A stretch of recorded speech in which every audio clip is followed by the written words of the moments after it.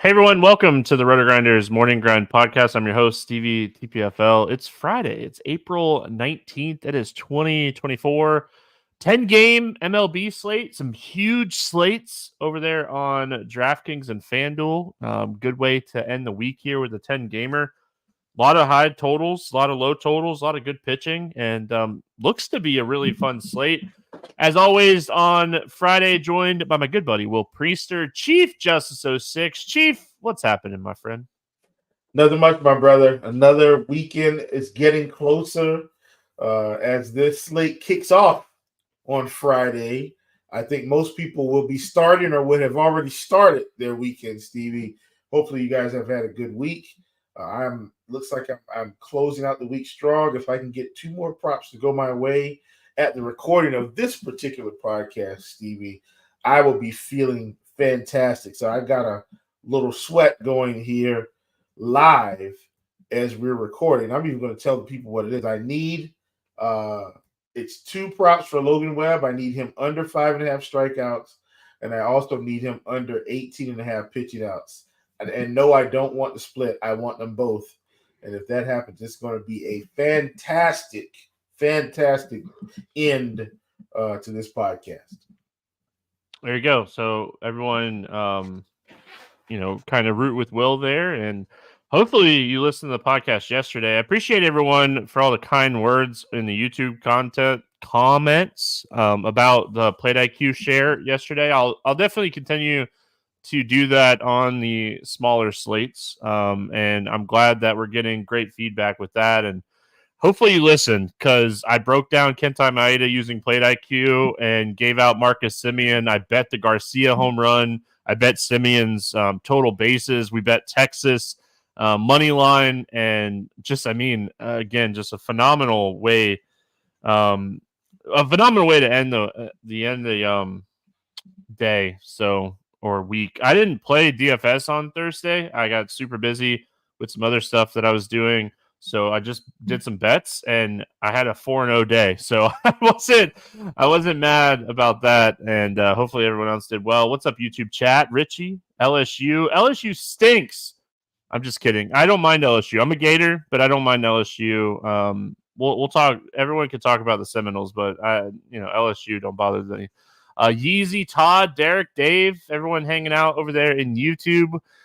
If you haven't already, subscribe to the RotoGrinders Morning Grind YouTube page and turn on notifications. Come hang out with us live. We have a ton of fun doing the show and interacting with listeners as we're going through the podcast. So Richie said he finished 11th in the $12 single entry on DK. That's what's up. Let's get into it, Will. We got 10 games. A lot to talk about. Tyler Alexander, Clark Schmidt, Tampa at New York, 9 total. New York, a 156 favorite here. What are your thoughts here on Tyler Alexander? Fade. Yeah, just straight up. He's like, I'm not touching this guy at all. No interest. I'm not playing Tyler Alexander either. He's cheap. He's a guy that can generate some ground balls, but he also gives up enough fly balls, and they have enough power. He doesn't really overpower people in general. I don't mind playing pitchers against the Yankees, but I need guys that are going to overpower the Yankees, and he's just not that guy, right? Like, he's a guy that sits pretty low on the strikeouts, gives up a lot of hard contact to both sides. His whiff rate's way down. His swinging strike rate's way down. So, yeah, I'm out on Tyler Alexander as well. Any interest here in Clark Schmidt on the other side of this game? I don't think I'm going to do it, Stevie. I will say I do think the price is fair. Like, he's not overly expensive, but there's just so many pitchers on the slate today, and I don't want to have a pool of 15 pitchers. So Schmidt gets the X more so because I don't think I need him. I think there's some other guys in that range that I like more, and so that's why he's getting the fade from me today. Yeah, overall for me on Clark Schmidt is like, there's a lot of potential regression coming to his strikeout numbers this season against left-handed hitters. Like, it's 37.5%, but he's only generating a 12% swinging strike rate. Like, that's going to dip that strikeout rate a lot, as the season keeps going here. So, Tampa, definitely a team I'm okay with playing like left-handed pitching against, but I mean, even right-handed pitching, like depending on who the pitcher is, I could see it. If they roll out a lineup that was similar to the lineup they rolled out on Thursday, I think I would actually play a little Clark Schmidt, depending on how many teams I built. Because the lineup they had on Thursday, like Griffin Canning became a viable option when the Tampa lineup came out. Like the lineup was just so bad that it's like, all right, well, I guess we're gonna roll out and take some shots here on Griffin Canning because the Tampa lineup's so bad. So always adjust to that kind of stuff. And again, that's one of the reasons I love Plate IQ. You can kind of visually see like how bad the lineup is. So like that Boston lineup that came out today was just dreadful. Punting days, man. You're gonna have days where you're just punting days, and I mean, no Devers in that lineup, and no Yoshida, no O'Neill. It was just, oof. Yeah, Reyes, Hamilton. Who else was in it? They had one bat in that lineup under. They DH the catcher. Yeah, like they DH the catcher. It was rough. And the thing was on that slate, I wasn't playing any Carrasco for prop, Stevie. And that lineup came out, and I said, "Oh, I got to go hammer over 4.5 right now." I got him at 3.5 some places. What a day! Any interest here in the Tampa bats against Schmidt? No, not really. I mean, I don't mind. Well, I actually kind of do mind. I don't really want to pay $5K for Yandy Diaz today. Maybe I would play 5,600 for Randy Rosarina. I know he hadn't been hitting well, but maybe. But generally speaking, I don't want to play this Tampa Bay lineup.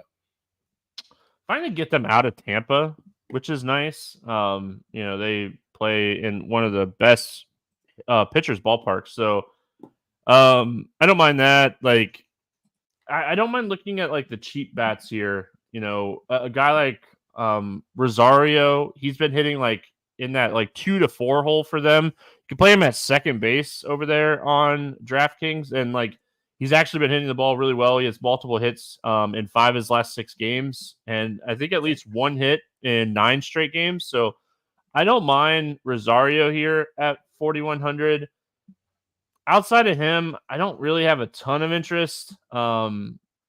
Palocious, like if he hits second in this lineup, left-handed, guys that have a little bit of pop in Yankee Stadium, always nice. But again, like this isn't the greatest lineup in the world. And then on the Yankee side, I mean, I like the Yankee stack. I think a lot of people are going to like the Yankee stack today. Alexander is a guy you definitely can get some stacks against, and the Yankees have a lot of right-handed power in this lineup. Torres, Stanton, Judge, Volpe. I think this is a full-blown go-for-it Yankees type of stack. Yep, that's what I was going to get at, Stevie. You said it perfectly, and I definitely wanted to include Stanton in that just because, historically Stanton's hit lefties pretty well, and, he's 4,600, and this is the spot, Stevie. If Alexander stays in the game long enough, we could possibly get a double dong from Stanton today. I'm not saying he will. I'm saying it's definitely possible. So while I don't like to play Stanton all the time because he is a strikeout machine, a lefty like Alexander, I load him up. Yeah, and I know like Torres is off to a really slow start this season, but he's still hitting the ball up in the air a lot, and he's still hitting with hard hit rate is still really solid at around 44%. So eventually Torres is going to start hitting home runs. So don't sleep on Torres, and his price has come down because of the struggles to start the season. So this game. Oh yeah. We got Oakland at Cleveland, 8 total in this one. Cleveland a 180 favorite. Joe Boyle against Tristan McKenzie. Any interest here in Joe Boyle? No. Yeah, I mean, I think Joe Boyle has some long-term potential, but Cleveland's not a heavy strikeout team. He definitely strikes out right-handed hitters more than he does left-handed hitters, and they can get 5-6 lefties in this lineup overall. He's cheap, but I just don't think this is a spot I want to play him. Like, I think he was in play against Detroit a couple starts ago, and he pitched really well, but I don't know if this is the spot I want to do it. McKenzie on the other side, he's been awful. The command has been absolutely atrocious. He's walked 12 hitters over his first 3 starts. Yankees, White Sox, Mariners, those are really solid matchups for a right-handed pitcher. He gets another really good matchup here against Oakland. Can we trust it? I don't know what to think here with McKenzie. I mean, the talent's there, the matchup's there, but do we trust it? I don't. And here's the thing. Like, this would be the time to experiment, Stevie, but I'm not experimenting with the $8,700 pitcher today. That's really what it comes down to. If he was $7,500, I might have considered it, Stevie. But at 87, with this bad performance, and we've got 10 games, and I think it's slate dependent too. Like, if this was a 6-game slate, I might have pulled a trigger. But 10 games, and we haven't even talked about the plethora of pitchers we have available at our disposal today, some in really good spots. I don't think it's worth it to spend up for McKenzie at 8,700. So I'm taking the fade, but more so because I don't want to waste $8,700 and he gets destroyed or even has a rough, reasonable game. Like, if he gets 12 fantasy points, Stevie, that's not enough today. It's just not enough. So at 8,700, that's really why I'm taking the fade. Yeah, I mean, I kind of tried to bait you in there because I kind of like Oakland as a garbage stack here. We haven't talked garbage stacks at all this year, and Oakland just kind of sets up as a team that, we're going to get some cheap bats. Like, I love Ruiz. He gives you power, stolen base upside. I think he's pissed. I really do. Like, I don't want to play somebody just because I think they're pissed off, but when he got sent down, like, he didn't want to get sent down, and he was having some issues with, like, the management and stuff, and he's come back just like, hey, you're either going to play me or I want to be traded kind of numbers so far. So he's a guy. Runs. That's all you need to know. Yeah, he's hitting home runs, and like, he's a guy that can, like, literally steal 3 bases in a game. So, like, we talk double home runs all the time, but, like, Ruiz is a guy that can, like, steal multiple bases on any given slate. So I like Ruiz. I like Langeliers at 3,400. We get Blade at 3,300, Brown at 3,100, Nada at 3K. Oakland is a cheap mini stack that I think I'll be using on this slate to fit in some of the pitchers that we are going to talk about. Like, McKenzie's 6,500 to 7,500 in this spot. I think we're really, like, talking more about this. But the fact that, like, he's so expensive, I can't do it. I love playing pitchers against Oakland, but I kind of like the Oakland cheap mini stack here more than I like McKenzie. Yep, I'm with you, Stevie. Definitely 3-man's max. I'm not loading up on this team. No. They're not going to give you enough home run upside to 5-man stack them. Yeah, but definitely some 3-mans.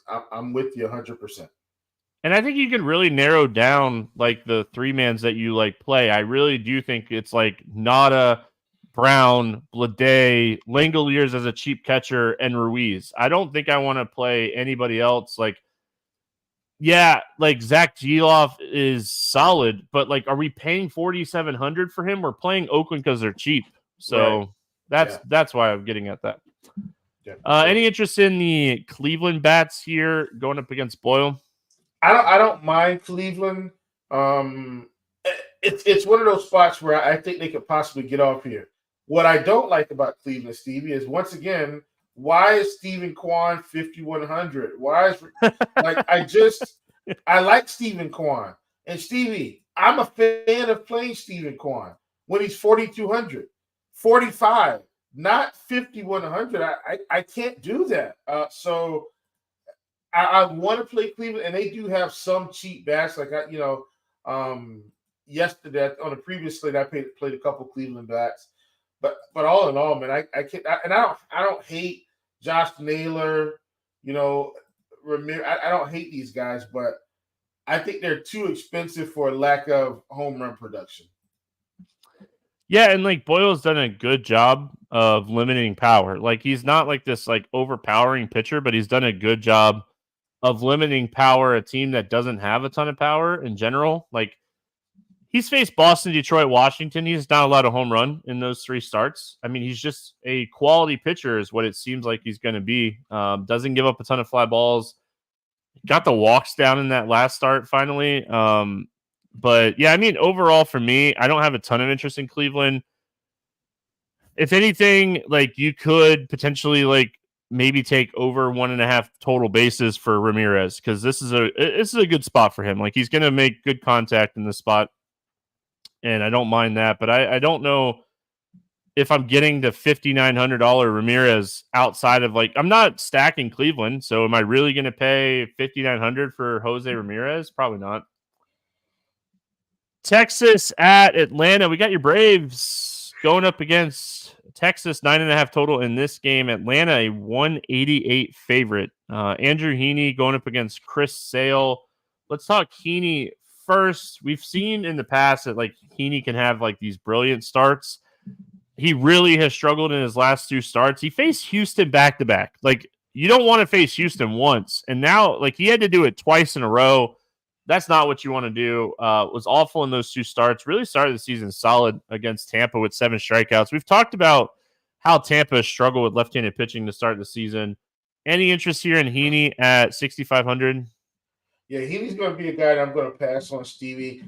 He does typically have some upside. Don't get me wrong, but I can't do it against the Braves. Like, Stevie, you're talking about a legit 4 to 5 power bats that he's going to have to see. Acuna, not Albies, because I think Albies is still going to be out, obviously, but Acuna, Ozuna, Riley.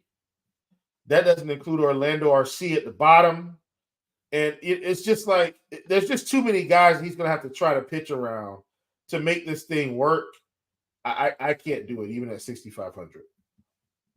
Yeah, Duvall in there. The catchers hit left-handed pitching well. And I assume that it's going to be I can't think of his name. I literally just looked at his name. I assume it's going to be David Fletcher playing today, and because Albies is out, I don't think they'll go lefty. And, like, Fletcher isn't like this power guy, but he's a guy that puts the ball in play a lot and doesn't strike out. So, like, even worse for Heaney, upside wise. So, and that didn't even include lefty power Olsen. Like, it's just Olsen's fantastic against everything. So, Kelnick's good against lefties too. We noticed that last year. Like, he had good power against lefties. So, yeah, I think I'm out on Heaney.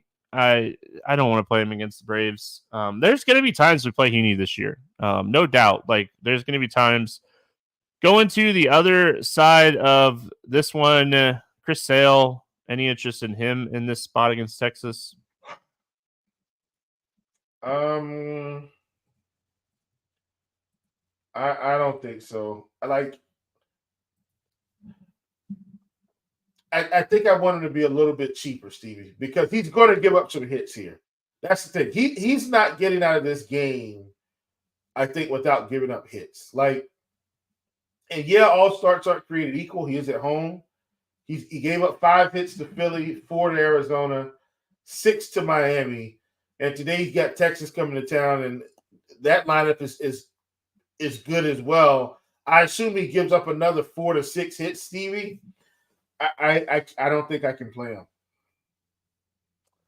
If Sale was a little bit cheaper, I could roll the dice here. And I'll be looking at, like, if his strikeout prop comes in at like 5.5, I'll take the over on that. So he's had a really good, like, upside to the season so far. Like, the strikeout stuff has been there. He's generated a ton of ground balls, but, like, the fly balls he's giving up are going out of the field. So you worry about that with Simeon, Langford, Garcia, Heim, Duren. Lot of power in this lineup. There's a guy in this range, Freddie Peralta. It's not even close. Exactly. Freddie Peralta is, like, way up here today, and, like, everybody else is just kind of below him. And, like, I don't typically do this, but I might just lock Peralta in today. Like, that's how much I like him, and we'll get to him in a couple games. But, like, that's what we're comparing to, right? We're comparing to that. Do I like Chris Sale? Yes, I think Chris Sale looks healthy. His strikeout stuff is there. His swinging strike rate is up. He's missing bats, and he's generating ground balls. Like, as a Braves fan, I'm sure you're pumped. You got him for apples and oranges from my socks. But, like, you know, you're really excited about, like, his chase outside of the strike zone whiff rate is like 33.5%. His swinging strike rate is up at almost 15%. Like, he looks healthy. It's just the fly balls and the home runs. You're always worried about with Chris Sale with that kind of stuff. But yeah, I mean, I might talk myself into playing a little bit, but again, I'm more looking at Sale for his strikeouts in this matchup. And Texas is tough as far as the bats are concerned, Will, because you got to try to pinpoint where the one or two big hits are going to come from against Sale. I mean, I don't mind chasing the power, right? Chasing a Garcia, chasing a Simeon, chasing a Heim. Heim is great against left-handed pitching. You can go cheap at Duran. Like, he's a guy that shows plenty of power against left-handed pitching, and he's under 3K. So, I mean, I think this is a spot where I don't mind chasing some power one-offs, but I don't think I'll stack Texas today. Yeah, for sure. The same thing here. You look at Garcia on the season so far, Stevie, 60 plate appearances against lefties, 26% K rate, 259 ISO, 389 WOBA. Marcus Semien, 8.7% K rate, 11.6% walk rate, 148 WOBA. Not expecting necessarily send one out of the park, but definitely, doesn't look like he may pick up a strikeout on him today. Even Evan Carter, Stevie, lefty, 16.7% K rate, 220 ISO on the season. Like, it's just, and the K rates really aren't astronomical for the Rangers so far, Stevie, against left-handed pitching. I respect the heck out of Chris Sale, and I think he can pitch with the best of them when he's on. And right now, I do think he's on. I just don't know if he's got the same upside. You talked about Peralta. That's the same reason I feel like there's a guy in the 7K range that's probably the best option, which is also why I didn't like Clark Schmidt. I think even on this slate, there's just better options. Love Sale as a player. I just can't pull the trigger. And I definitely think Texas one-offs is where we go. Yeah, it stinks because the strikeout prop came in at 6.5. I was really hoping it came in at 5.5. So yeah, I won't touch that line. Yeah. Atlanta bats against Heaney. What do you think of your Braves here today? Everybody. Want to play everybody, Stevie. No Braves left behind. Acuna 6,500. Whoo! Tall order, Stevie. Don't care. We'll have him in some stacks. Ozuna 53, Harris 49. Duvall at 37. Kalenic at 34. Stevie, this helps open up everything else we want to do. We're getting a true cheap closer to the bottom of the order now. Ozuna and Harris were a part of that, Stevie. They moved into the top. Ozuna's hit well. Now he's 5K. But getting Duvall at 37, getting RC at 4K, getting Kalenic at 38, 3,900, getting d'Arnaud at 3,800. See, that really opens up this lineup where we can play a full Brave stack and not break the bank. Love these guys today, and definitely think you ought to be getting them in your lineups. Yeah, I really hope Chadwick Trop catches today. I've been playing that guy a bunch. Like, he has some pop, and he's 2,700 at catcher. So would love for him to crack the lineup here. Like, I think how you're going to build Brave stacks today is you're going to look for 3 cheaper bats and then pick 2 of the expensive bats. And that's how you're going to have to kind of build out Brave stacks, because, I mean, the expensive bats are expensive. I think this is going to lead to Matt Olson being low owned. I don't mind that. By far, my favorite here is Ozuna. Yeah, I love Acuna. He's $1,200 more than Ozuna. And Ozuna, 8 home runs, just absolutely smashing the baseball. Just absolutely smashing the ball. Acuna gives that home run stolen base upside. Acuna has the ceiling to be the highest scoring player on any slate because of that upside. But I'll definitely prioritize Ozuna and Acuna as my expensive guys. As much as I like Austin Riley and Matt Olson, I think I'm going with the 2 power righties in this spot. And I assume, Stevie, before we close out, I assume Duvall bats 5th or 6th, so he's going to be fine. Like, for that price, sign me up. So yeah, should be easy. Should be a lot easier to build Brave stacks today, even though they got 3 guys up top at 6K. All right, we got Baltimore at Kansas City. We got Dean Kramer against Alec Marsh, 9 total in this one. And Baltimore is a 136 favorite. Andrew Martinez says, I'm late to the show, but did you fellas have interest in the Yankees? The answer to that question is yes. We do. Both of us like the Yankees today. Dean says, usually play the $4.20 max. Been struggling. I want to go down. Is it worth having premium to play only $20 a day? Thoughts? Here's what I'll tell you. I'm going to post a link in chat when I find the message. And you could get a 3-day premium trial. So Friday, Saturday, Sunday for you. Try it throughout the weekend. 3 big slates. You tried it for $20, and you could see if it's making a difference. I personally feel like it's going to make a difference in your game, and I think it's going to help you, especially if you're struggling. But I am definitely biased. I've worked for RotoGrinders for over 10 years, and I use the tools every single day. So I'm biased. I'm not going to sit here and say I'm not. But I think, again, and I say this all the time, I think Plate IQ by itself is worth the price of admission for premium.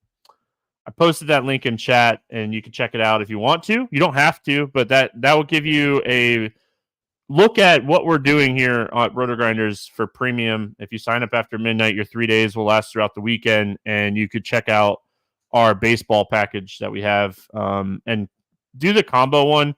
That way you get access to all the sports.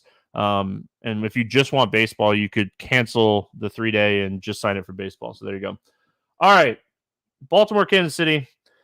Let's talk Dean Kramer first here. I'm a firm believer that I think the Kansas City Royals are a solid offense. I'm on this train. I'm gonna live by this train. I know what happened the other day, and they struggled. I don't care. Jonathan Cannon actually had some good movement on his stuff, and they were chasing a lot, so I'm not too concerned. Dean Kramer is not this like huge strikeout guy. Any interest here in Kramer? Oh, we got a mute over one.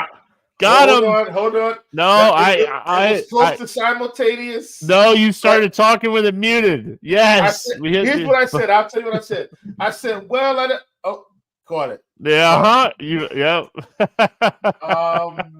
I'm not playing Kramer here, man. I just, once again, there's one cheap pitcher or cheaper pitcher in this range that I want to play. I'm with you. I do like the Kansas City offense quite a bit this season, and like them coming in as well. They were good in spring training, so that was a team to follow. And I just don't think Dean Kramer has the stuff to overpower this team, Stevie. So he has to sit on the shelf today. Yeah, I'm gonna like break down Kramer a little bit more when we get to the Kansas City bats. I have a lot of thoughts on the Kansas City bats today from my notes that I have written down in front of me. So we'll talk about that in a second. I don't think we're gonna wait too long here. I'm not playing Alec Marsh today, even though he pitched really well against Baltimore a couple weeks ago in his first start of the season. I'll chalk that one up to a little bit of variance, and I just don't. This team is really good. I'm not playing him today. Yes, Stevie. 7. Here's how you know it was just an abnormal start. 7 innings, 76 pitches, Stevie. Still only had 5 strikeouts. Only gave up 2 hits. Trust me, hits will be coming back, I think, in this game. And I'm with you. I won't be investing in any Alec Marsh shares whatsoever. And for what it's worth, I do think Alec Marsh has talent, and I think he has a really good slider. I've talked about that last season. I think he has a good slider. Like, he has the opportunity to generate a lot of swinging strikes. Will, without looking, what do you think his BABIP was in that game against Baltimore? I didn't look. But I do know he only gave up 2 hits. Yeah, you looked at the stats. But I didn't see how many walks he gave up. So he had 1 walk. I'm gonna assume his BABIP was, considering he probably got lucky, let's give him 350. His BABIP was 111. Oh well, yeah, very lucky. Yeah, absolutely. Just everything that was hit in that game was hit at somebody. Just looking at some of the advanced stats for that start, like, he got lucky. I mean, there's no other way to say that he just got lucky in that one. So, yeah, I mean, I like this game. I think this game has a lot of potential for runs today. Let's talk about the Baltimore bats here first. I know, like I said, they struggled against him, but I don't know if they necessarily struggle. They just hit the ball to people. I mean, this is an offense I love. Ryan O'Hearn is scorching the baseball. Like, I don't know how many people have been paying attention to Ryan O'Hearn to start the year, but the dude, his hard hit rate is top 3 in baseball. Like, everything off of his bat right now is hard. Absolutely love him at 3,600, and you can play him in the outfield now. So Ryan O'Hearn is one of my favorite plays on the entire slate, not just for this team. Yeah, absolutely. And Stevie, the other thing is Baltimore is really not priced up that hard. Like the Braves have 3 guys that are 6K or above, Stevie, and Olsen, Riley, and Acuna. And then they still have Ozuna at 5,200. Well, Rutschman is down to 4,800, under 5K. O'Hearn, 36, under 5K. Mountcastle, 44. Holiday, 36. Jordan Westberg, who's also been hitting the ball well this season, Stevie. Jordan Westberg, 4,200, right? Gunnar Henderson's 54. And then you got the rest of these guys in the outfield, Santana, Cowser, Mullins. They're all under 4,500. This is fantastic. This is one of the best teams to stack on this slate, I think, Stevie. Really like Baltimore today. I think I think it's going to be a primary team that I utilize in my mass multi-entry build. Yeah, I like Baltimore a lot today. I don't know how many teams I'll build, but Baltimore is a primary stack for me today. Like, I starred them on my notes. I made sure I starred them. So, and they're underpriced. Just in general, Cowser's underpriced. He's been hitting the ball really well. Mullins is someone that has home run and stolen base upside, and he's starting to get it going. Baltimore might be the most underpriced team on this slate, and you can still get Rutschman and Henderson in your stacks. That's what's crazy about playing this team is you can get the 2 expensive bats because the rest of the stack is just so cheap. And if you're stacking this team, make sure you have Jordan Westberg in your stacks because he's hitting the ball really well and no one plays him because you just don't know who Jordan Westberg is. So, yeah, I mean, Baltimore, just fantastic. Eventually Jackson Holiday is going to get going, but I need to see more. He's whiffing at everything right now. So still cheap though. So that's a plus. Yeah. And you can put him in your wraparound stacks. For sure, but yeah, just he's missing too many. I was watching the game the other day, and fastballs down the middle, he's whiffing on. I'm gonna need him to I haven't given up on Wyatt Langford yet because Wyatt Langford's still hitting the ball hard, and Holiday is just not. So I think he'll get there. I don't think he's a bust by any means. All right. Kansas City side, I like Kansas City a lot today as well. I think this is a fantastic spot for Kansas City. I think that they're going to be a team that is going to be overlooked on this slate, and they should be because I just don't think a lot of people are going to want to play Kansas City on a 10-game slate. But looking into Dean Kramer, dude gives up a lot of barrels and fly balls, and okay, sign me up. Kansas City hits the ball hard. We have a lot of people on this team that hit the ball hard. So I love this spot. I think it's a huge home run spot today, looking at the advanced stuff for Kramer. So what are your thoughts here on Kansas City? Yeah, give me Melendez. Give me Velasquez. Give me Vinny P. For sure, give me my boy Bobby Witt. And let's ride this thing to the money, Stevie. And I'm not saying that those are the only guys I will play. I'm assuming Adam Frazier cracks the lineup today as well with the platoon advantage. He's 2,900. So, I mean, you've got some options with this team to build around. So I really like it, Stevie. I really think this is a good stack for them as well. And, while I know we don't necessarily, put a game stack together every day for baseball, this one definitely feels like one. I know Atlanta and Houston let us down earlier in the week, Stevie, where they had, what felt like the 2 best matchups of all matchups. And I think both teams ended up scoring, 4 runs, or I think the Braves scored a couple runs late to win the game, maybe. But this feels like another one of those. It's not as obvious, but I do think this is a similar type spot. And I definitely want to get exposure to both of these teams. And Kansas City, man, I like what I'm seeing here.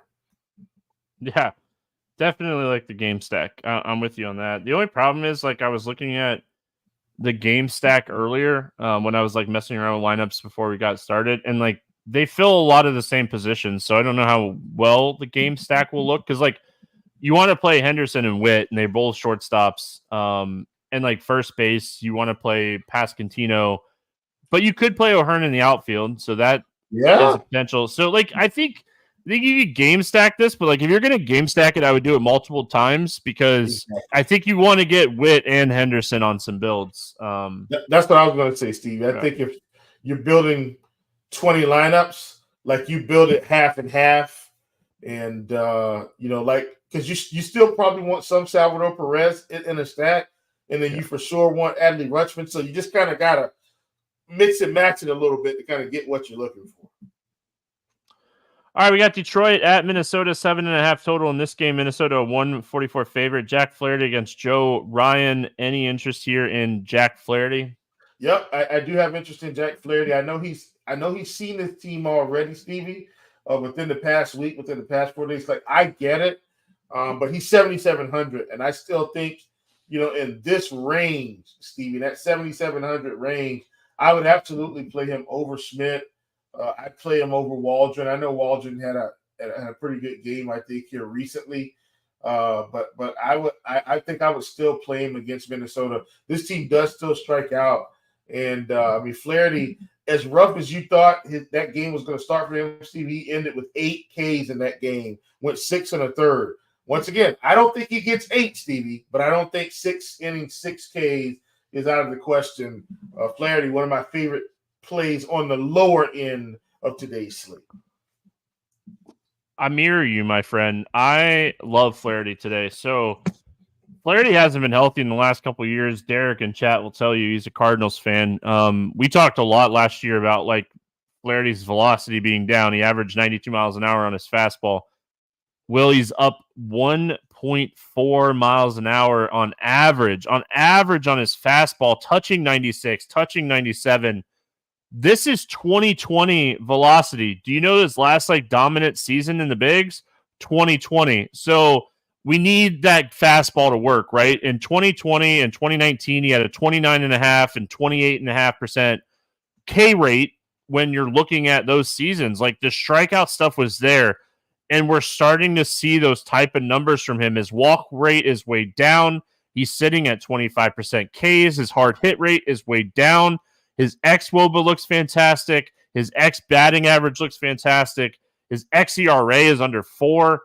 I actually think Jack Flaherty might be back. Like, he might be back. The downside, especially early in the season, is facing a team twice back-to-back. Just absolutely hate that. But absolutely love Flaherty's price tag, and they'll love the matchup. We love strikeouts against Minnesota, and again, the velocity, that is a telltale sign for me health-wise, and like this is the velocity that we saw in 2020. Flaherty's been hurt. He's been banged up. He was a guy we stacked against a lot last year, and it was phenomenal. We made so much money stacking against him last year. Absolutely love this spot for Jack Flaherty today. The other side of this game, Joe Ryan, he faced his team last time out too. Joe Ryan's actually started the season really strong. Any interest here in Ryan? Yeah, that's what I was going to say, Stevie. Once again, another guy in this range that I like. Now, when I say range, this is why there's no way I was playing Tristan McKenzie, Schmidt, Waldron. I'm not playing these guys. Ryan is another guy on the list, Stevie, who's really flashes some nice strikeout upside. He's been really good to start the season, and he gets a Detroit Tigers team. While I do think they're improved, Stevie, don't get me wrong. I do think the new management with AJ Hinch, I think they're better, but I still don't think they're ready to compete and contend for anything. I think they're maybe a year or two out. And what does that have to do with everything? It has everything to do with everything. I think Ryan's going to come in again, even though he's seen this team also, Stevie.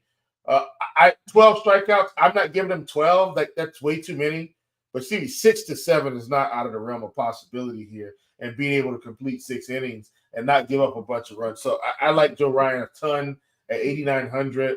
And I could even see some lineups with Ryan and Flaherty in them both. if you think this is going to end up being a pitcher's duel. I like this game a lot. Yeah. Like Joe Ryan, if you want to dig into it, it's phenomenal to look at. But if you go to Baseball Savant, xERA top 10%, x batting average top 11%, chase rate 37.9%, top 4% in baseball, K rate 34.3% with a 2.9% walk rate, and he's faced Cleveland and Kansas City on top of Detroit. Those aren't like these heavy strikeout offenses, and he has the strikeout stuff. Absolutely love Joe Ryan. I'm with you. I think you could play both pitchers in this game. The splitter. The split finger is back for Joe Ryan. The splitter is working. It's dominating hitters right now. It has a 40.5% whiff rate with a 30% put away rate right now. Like, finally, Joe Ryan, he's back. Like, I love when we're onto this stuff early, and I think this is a spot you really kind of want to take advantage of what we're seeing out of these two pitchers. And I think this is going to be a low-scoring game. What's funny is the last time these two teams played, it was 11-5, and both pitchers pitch well. So figure that one out, Will. The bullpens, man, just not good. Bullpen just gave it up. Oh, rough. I don't know. Did they didn't face each other though, right? It was separate games. I know the Joe Ryan game got out of hand after Joe Ryan left the game, but I'm pretty sure Flaherty pitched on a different day. For what it's worth, I think he pitched on the next day, but. Any bats in this game? No. Not at all. Yeah, I don't have any interest in the bats. Good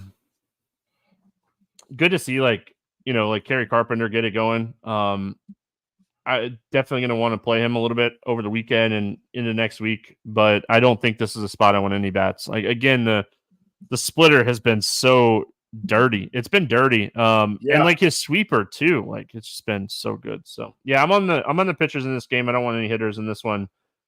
Milwaukee at St. Louis, Freddie Peralta, Kyle Gibson in this one, 7.5 total, and Milwaukee's a 118 favorite. Open up your betting apps right now and go bet the Brewers money line right now. Do it. Kyle Gibson stinks. Freddie Peralta is one of the best pitchers in baseball. The Cardinals' offense is atrocious.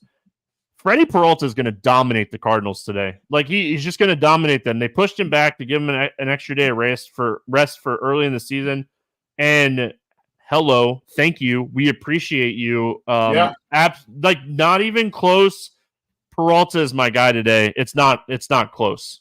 Yeah, and I don't think we have to sell anyone, Stevie. Like, he's been really good. And not only that, Stevie, out of these starts, we've seen 8 Ks, 7 Ks, 11 Ks. And those 11 was against Baltimore, which is a really good baseball team. 90 pitches, 88 pitches, 92 pitches. Stevie, this is a spot where you feel like he can go for more than a K per inning on average. By the time he's got 6 or 7 innings out of this start, Stevie, I'm expecting 8 to 9 strikeouts. I really like him here. I'm with you.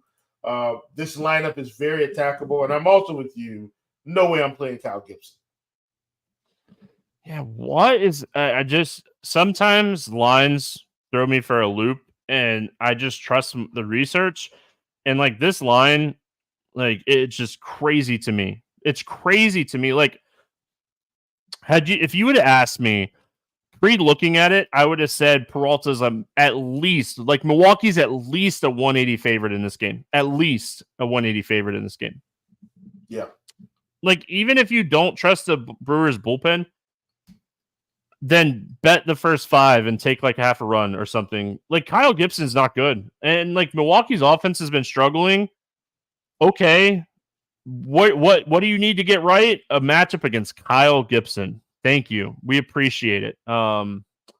Let's talk Milwaukee bats. I guess you could probably guess by everything I just said that I'm going to be loading up on the Milwaukee bats here. You look at the numbers for Gibson, the hard hits, the power, the WOBA, the strikeouts way down. Like, it's a dream stack spot, and it's a perfect get-right spot for Milwaukee.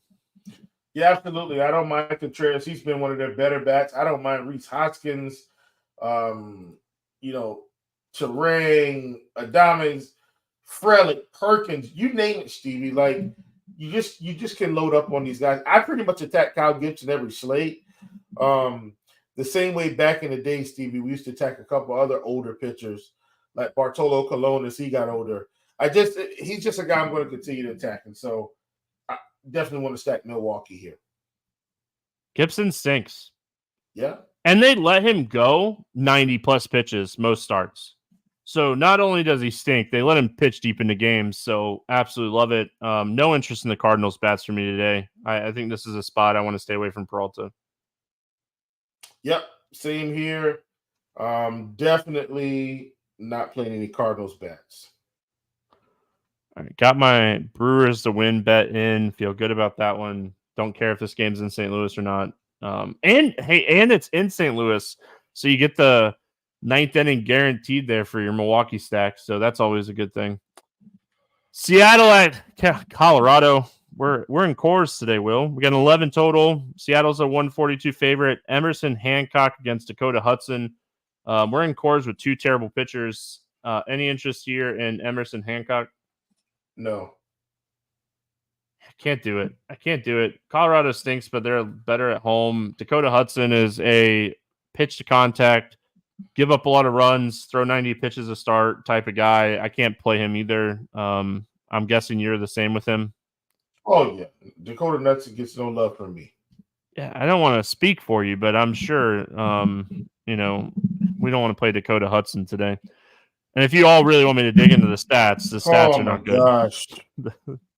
So I'm sorry, man. I'm tilting here. Carroll just struck out.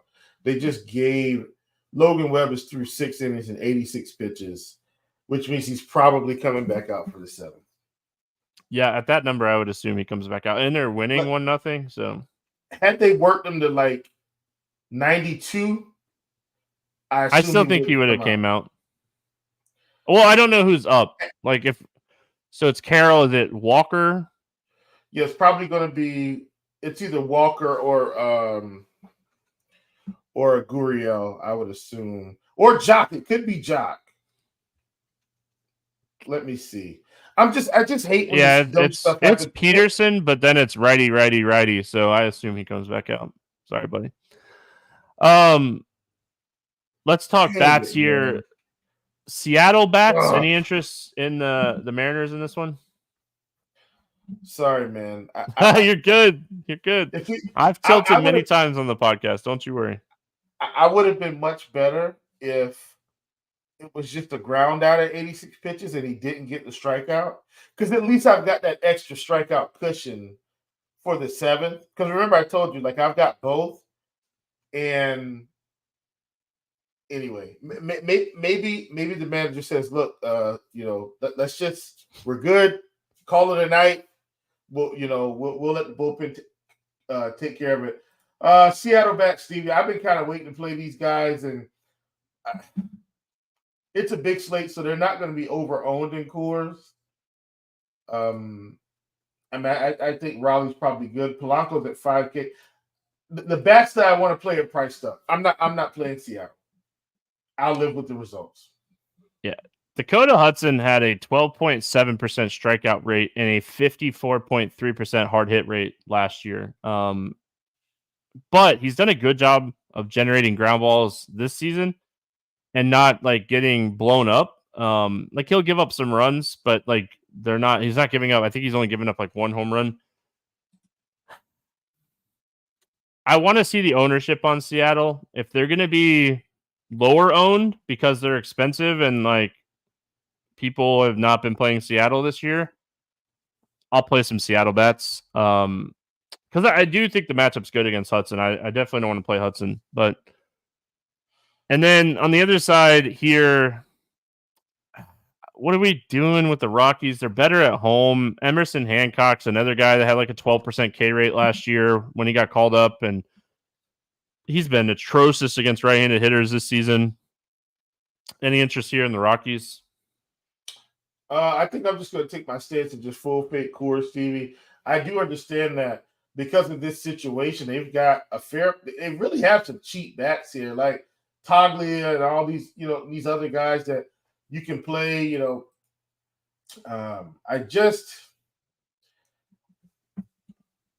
I just don't like this team. I think I'm fading.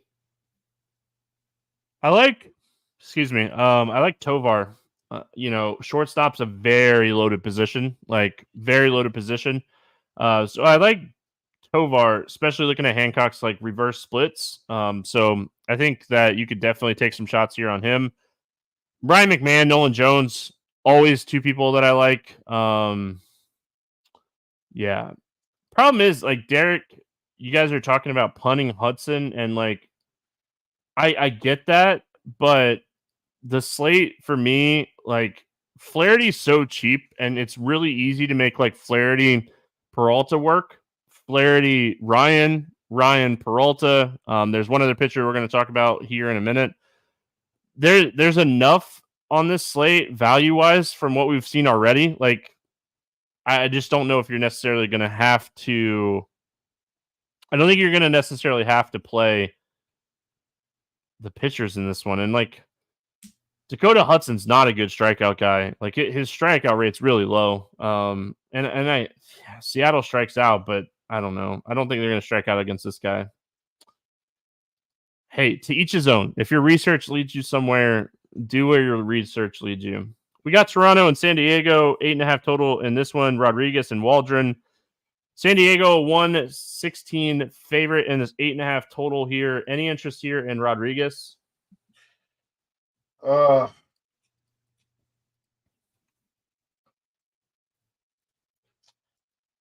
Stevie,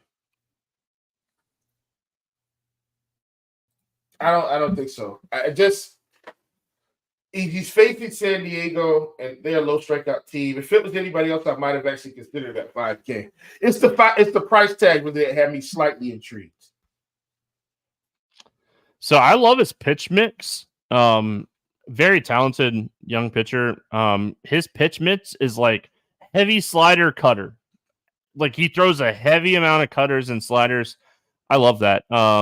We really haven't seen much of him just in general, but like, this isn't a guy that he came from overseas, right? Or something. Like, he's not like a young prospect by any means. I think he's like 26, 27 years old.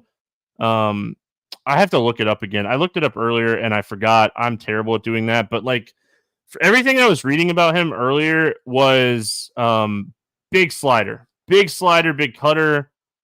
I think if you're going to punt with somebody, he came over from Cuba. That's right. He was a Cuban professional baseball player, came over from Cuba. I just couldn't remember where it was from, but like, he's not a prospect. Like, he's a guy that we're expecting to like be stretched out. I assume he throws 80 plus pitches in this spot. And again, I love the slider cutter combo. I think he's your punt. Like, I think that's the guy. Like, if you're going to punt on this slate, I think he is the punt that you want to play. Hate the matchup strikeout wise, but like, San Diego's gutless. We talk about it all the time. Like, this team they don't show up, Will. Like, they're going to have games where they explode and they do really well. And then they're going to have games where they struggle to hit Bryce Wilson. And you're a Braves fan. Bryce Wilson is a guy that you can hit. But yeah, and the bottom half of this lineup is atrociously bad. So if you're going to punt somebody today, I really think Rodriguez is your punt. Yeah, 5K. I get. I'm just not playing him because of the low Ks. But at 5K, once again, Steve, that's why I paused before I said anything, because the price is it's very enticing. Even if he got the 75 pitches, 5K is enticing at 75 pitches. What if I told you, looking at last season and this season, using Plate IQ, the Padres against sliders have a combined strikeout rate of 26%. And the dude threw 40% sliders in his first start. Does that intrigue you? Does that intrigue you at all? I have some interest. Like look, right. Steve, if you told me right now he picked up 13 to 15 points, I'd play him right now. And that's probably Derek, where he ends up. Only 68 pitches in his first start because he was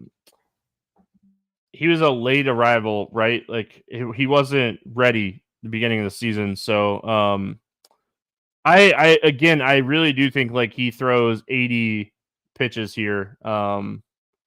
they were really, really happy with how he pitched in that first spot. But again, like,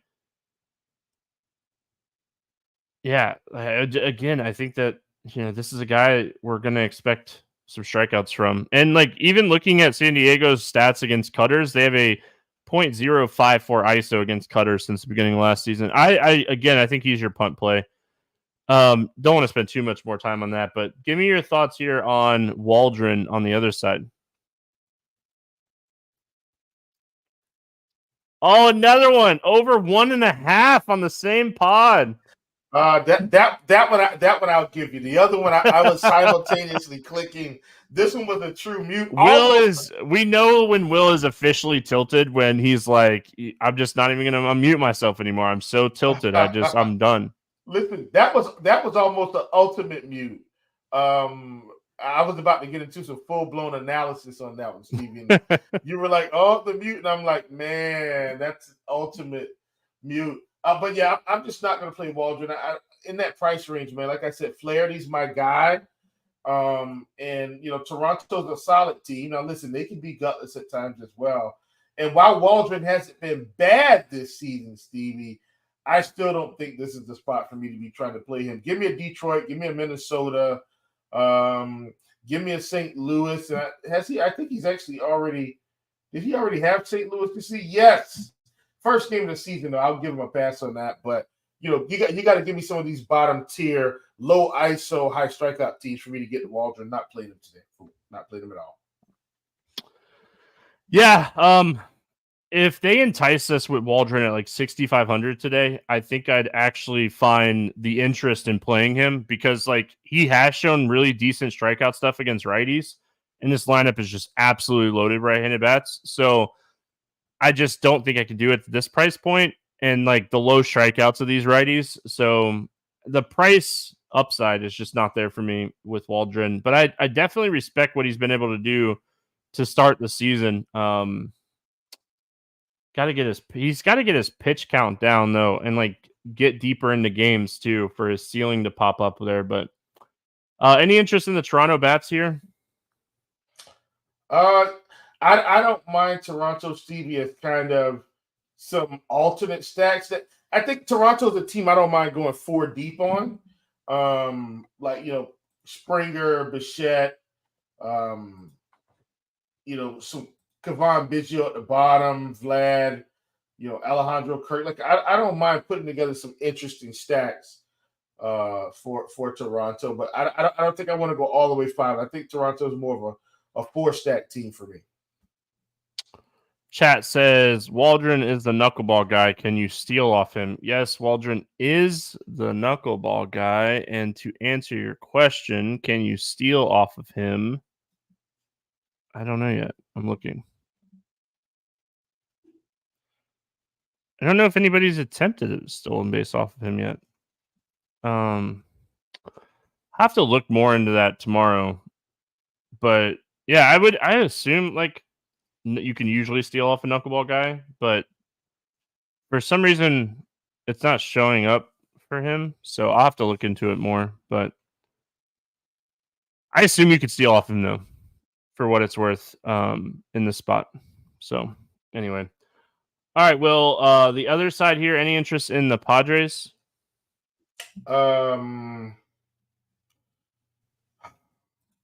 Same thing, man. It would just be one off. So I'm not stacking the Padres. Tatis has shown nice power. Manny, Manny Machado can always, get a hold of one, but I don't plan on. I'm not stacking the team. Just some one offs of the main guys. Yeah, you can steal off Waldron. You can steal off Waldron for what it's worth. I don't like the Padres today. I kind of have interest, like I said, in Rodriguez. They're expensive, and I just don't think they're as good as other stacks. The ballpark kind of stinks. I'm out on the Padres today. Mets, Dodgers, 8.5 total. Dodgers a 200 favorite. Sean Manaea against Yamamoto. Any interest here in Manaea at 9K? Okay, Stevie, let's talk through this. I know the last time I talked through a 9K guy, it was Freddie Frankie Montas got destroyed by Seattle. I tried to tell you, friend. And then I played him anyway. I tried to tell you on the podcast, and then I played him anyway. Yeah, no. Listen, I'm just kidding. I play him 100 times out of 100 in that spot against Seattle. And I just don't think I'm going to do it against the Dodgers for 9K. Now, keep in mind, the Dodgers are not this low. The top of this lineup's great, but Muncy down, they're striking out at a stupid clip. So there will be some strikeouts, but at 9K, I think I'm just going to pass. I like Manaea as a pitcher. I think that he has a lot of ceiling, just in general this season. This isn't the spot. It's just not the spot. Like you said, the top half of this lineup, the top 6 or 7 guys really good, and the bottom half's not bad. Like we're gonna get Kiki Hernandez, Chris Taylor, Paez got called up. He is supposed to be solid. So Chris Taylor's an automatic strikeout. I can tell you that right now. He's striking out like a 40-50% clip so far this year. It's bad. He might not even be in the lineup. Bad. Yeah. Kiki Hernandez hit a home run the other day against our good friend Patrick Corbin. That was nice to see. So good for Kiki to get one on the board. Yeah. But yeah, I just the matchup here for Manaea is more than anything else for me. So any interest here in Yamamoto on the other side? Yeah, I do have some interest in Yamamoto, Stevie, and he is more expensive than Peralta, but I'm just playing him because at some point, Stevie, I think one of these games is coming. And so I know it's the Mets, but the Dodgers are at home. It's just to get different. I don't think he's nearly a better player as Peralta. Like Peralta, I'm with you, Stevie. He's pretty much a lock button for me today. But I would be playing Yamamoto just to be different. We saw him get up to 91 pitches against the Padres in the last start, 5 innings. Padres are a much lower strikeout team. Not that the Mets are a high strikeout team, but I still think there's some. I think he could have a nice game here. So I'm in on Yamamoto. I've already said this multiple times this year. This isn't the same Mets team as last year and the year before. They're going to strike out more against right-handed pitching this season. I love Yamamoto today. I don't mind him as a pivot off of Peralta, and there's going to be builds that I play both of them. I think that there hasn't been many slates this season where we're like, all right, let's pay up for some strikeout upside. That's not the case today. I think Yamamoto and Peralta have a lot of strikeout upside just in general here. So I'm going to play Yamamoto for sure. Love the pitch count, like you mentioned, up last time. They had that like weird game where like he wasn't fully stretched out and ready for San Diego, but they were pitching overseas and they wanted him to pitch and got absolutely shellacked, and then came back and wasn't ready, like fully stretched out for the Cardinals, but pitched well. Absolutely dominated the Cubs and then had to go back up against the Padres. But the pitch count is what we wanted to see. I don't really have any interest in the Mets today. I love when they're out of Citi Field because they're typically cheap because they play in Citi Field and the stats are down. But I don't think this is a spot I want to play them. Yeah, not playing the Mets one bit. Dodgers. What are your thoughts here on the Dodgers? I like the Dodgers, Stevie, in terms of some light one-offs. Like I don't want to play 5K for Teoscar Hernandez, but I will pay $6,300 for Ohtani. I will pay $4,700 for Smith, and I will pay $6,600 for Betts, and of course Freddie Freeman at $5,900. And then you've got these guys at the bottom of the order, like you talked about Kiki. I think I would be taking the Chris Taylor fade. I would love to see Rojas get in the lineup today. He's a guy that's fairly low strikeout when he gets an opportunity. Not sure if we'll see him, but that's kind of where I am. Like the potential of the cheap bats, Kiki over Taylor, but like Kiki 2,700, you can play him at second base. That's just phenomenal. Paez at 2,600. Don't mind him in this spot. I mean, obviously Mookie Betts is one of the top hitters on the entire slate, just off to a scorching start this season. Oh, So yeah, I mean, there's I not going to be survived. many days. Oh, there's not going to be many days that we come on here and we're like, don't play Dodgers. I'm just being honest. Like, you're Yeah. not going to see that. So listen, Stevie, I split the prop. I know we got to go. I split it. I didn't get the under outs, but I did get the under 5.5 strikeouts. So still had a good closeout to the day. Don't tell Will that Logan Webb's coming back out in the 8th right now. If he comes back out, I'd be very frustrated at 102 pitches. Yeah, rubber arm, man. No, we Oh, finish out the slate with Arizona at San Francisco, 7.5 total in this one. San Francisco, a 132 favorite. We got Jordan Montgomery against Blake Snell. Any interest here in Jordan Montgomery? no, but only because Stevie, I'm just going to give him a pass on his first start. So I just want to see what we got here. And San Francisco is going to throw a whole lot of righties at him. He's going to have to pitch around these righties. I can't do it. He got pounded in his last start. Like, so he was a late sign. He was I'm pretty sure he's a free agent at the start of the season. And he's been a late sign. He's not stretched out at all. And like, you just look at it and you're like, all right, this is a spot where this guy just got absolutely crushed in AAA. How is he going to beat all these righties? Like, they have Flores, they have Soler, they have Chapman, Slater, Bailey.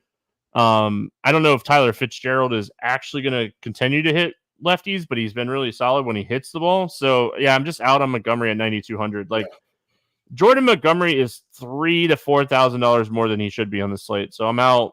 Blake Snell, a really rocky start to start the season for Blake Snell. And he's another guy that was late to spring training, had just not ramped yet. So what are we doing? Like, he just had one of the best matchups you can have right now. You're a lefty against Tampa, and you just got absolutely crushed. Like, you're facing one of the best offenses in baseball. Like, how can we play Blake Snell today? I'm not playing him, Steve, because we don't have to. Yamamoto, Peralta, Ryan. We've got a plethora of guys. And I know I just named 3, but that's enough to not have to play a struggling Blake Snell, only because, Stevie, he got signed late. He not only did he miss the full training camp, he missed the bonding time and connecting with the like he missed so many things. So I think that's contributing to his bad performance, and he's 9,300. Not playing him.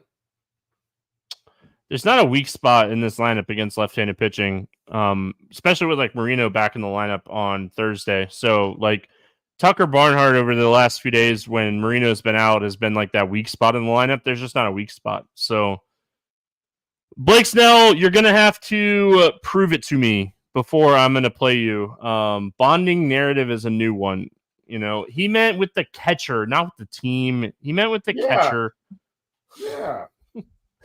I could tell you everybody that's ever caught for me in any type of baseball I've ever played. Little league, high school, semi-pro, everything I've ever played, I can tell you every catcher that's ever caught for me. So that's for another day. Bats is Arizona going to be low owned because they're facing Blake Snell? They're going to be a low owned. I can tell you that right now. Ballpark stinks though. If this game was in Arizona, I think I'd stack them. Stevie, ballpark, big slate, Blake Snell, BBB. Ballpark, big slate, Blake Snell. Nobody. Are you a LaMelo Ball fan? Big baller brand, big BBB. I am a LaMelo Ball fan, and I'm hoping Charlotte trades him out of there to a contender. Get him out of there. LaMelo doesn't need to stay in Charlotte. Good God. But yes, Stevie, I think Arizona gets no ownership. I like where you're headed with this. Yeah, I mean, I hate the ballpark, but I like the upside. So I don't mind. I think I'd use them more as like a mini stack than a full stack because of the ballpark. LSU for life says Snell going off tomorrow. I hope he does. I really do. I hope he does because I want to see it. And I think Blake Snell has a huge ceiling in general, but he hasn't been good yet. So I'm out. But yeah, I mean, I think I use Arizona as a mini stack. I really like San Francisco today too. Like Chapman, Soler, Flores. I mean, again, like Fitzgerald when he's hit the ball against lefties has been really good, and he's cheap at 3,400. So I mean, Soler is a prime candidate for a home run here. I just wish he was in a different ballpark too. Yep, absolutely.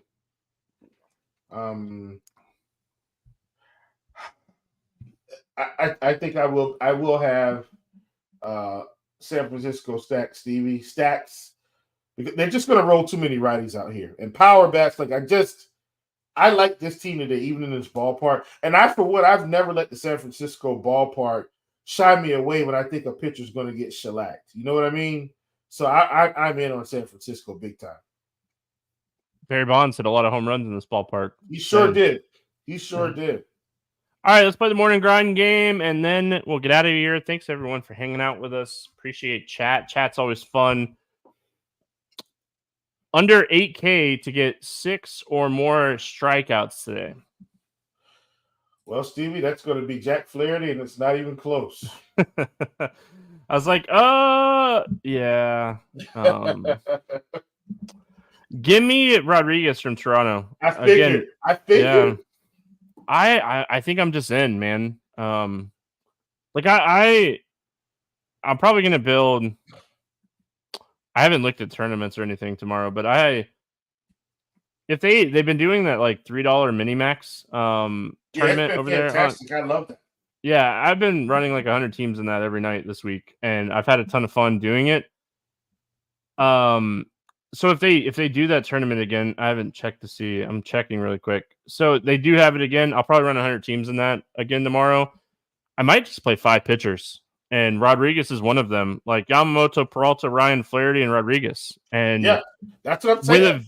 With a heavy amount of Peralta, and like if Peralta gets hammered, I just lose. But there's a good chance I play like 70%. Like I think I want Peralta on like 70 of my 100 lineups tomorrow.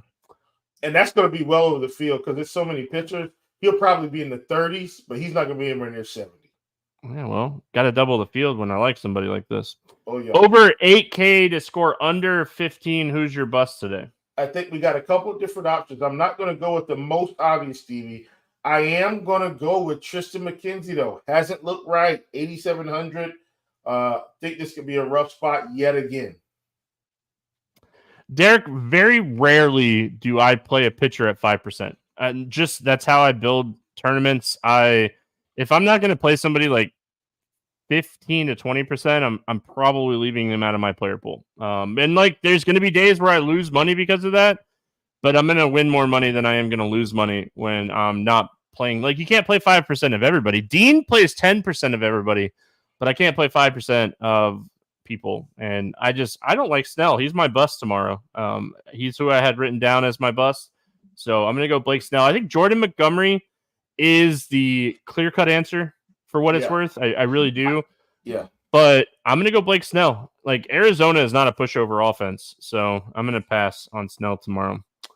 Over 4K to hit a home run. Who do you got going yard today? I think we got a couple different options, Stevie, but I'm going to go less obvious. I am going to stay at home. Give me Matt Olson, lefty against Haney. Did not see that one coming. I thought there's a lot of options you could go with. I did not see that coming.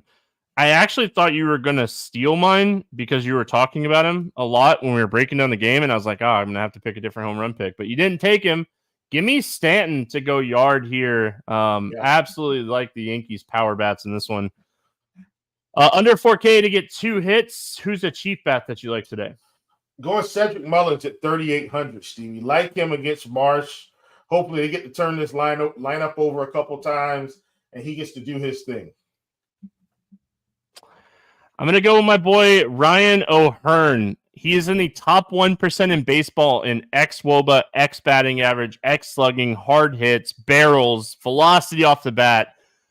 Ryan O'Hearn is absolutely smashing the baseball. He has a 530 xWOBA to start the season. I love this spot for Baltimore today against Marsh.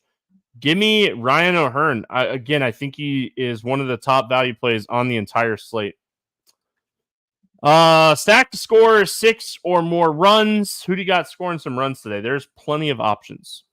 Yeah, plenty of options, Stevie, as you mentioned. I think I'm going to stay in this Baltimore-Kansas City game. Give me Baltimore. Oh, you took mine. Okay.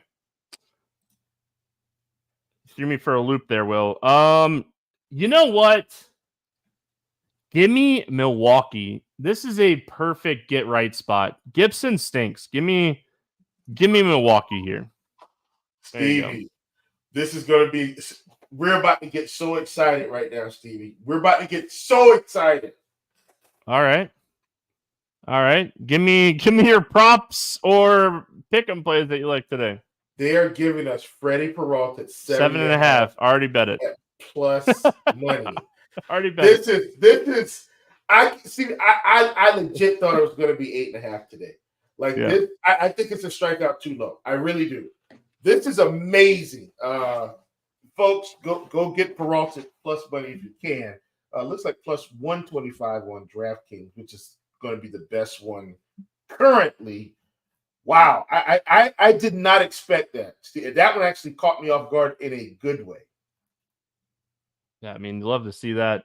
So outside of Peralta, there's 3 things that I have bet throughout the show. So I'm going to give them all out. It's Friday. I feel generous, and if you want to tail me, you can. I like Baltimore over 4.5 runs. I absolutely love Baltimore today.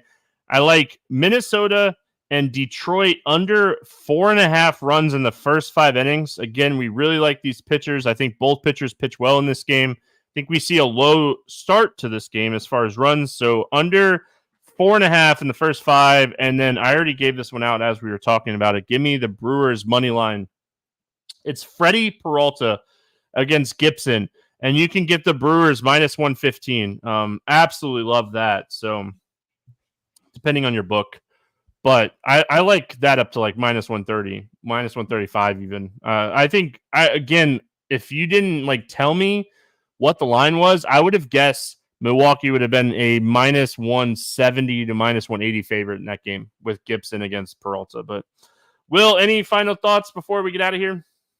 Negative, man. So glad to come on with you, brother, and comb through another slate with you for baseball. I love baseball, DFS, props, pick 'em, you name it.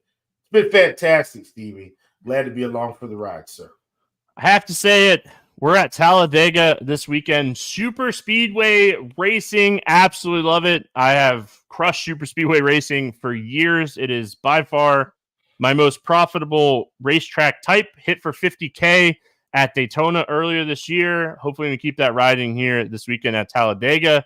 So if you want to jump in on the NASCAR premium package, do that. This is a great weekend to do it, and absolutely love bets and stuff. Like, I've already posted a lot of stuff on Scores and Odds. I have a ton of stuff posted on the RotoGrinders betting page. So yeah, if you want to jump in on some NASCAR stuff, make sure you're doing that here at RotoGrinders. My projections for Xfinity will be up Saturday morning, and Cup will be up Sunday morning. Hope everyone has a fantastic weekend. I'm going to be in a good mood when Will sees me on Sunday night for Monday's podcast because it is Talladega weekend. Have a good one, everyone, and we'll see you again on Monday.